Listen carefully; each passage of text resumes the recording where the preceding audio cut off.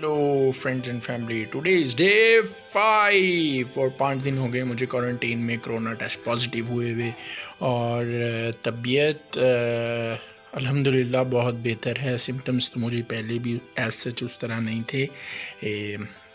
Temperature बिल्कुल भी नहीं है, सिर्फ गले में थोड़ी बहुत खराश सी है, तो उसके लिए मैं स्टीम और कावा वगैरह ले रहा हूँ। और मेरा खाना आ गया है और आज कुछ कॉन्टिनेंटल टाइप कोई देसी चीज़ खाने का दिल चाह रहा था, तो आज मंगवाई है मैंने चिकन शाशलिक और इसके साथ ऑरेंज इज मस्ट है और खाएंगे। और दुआ में आप याद रखिएगा and subscribe my channel. Thank you very much.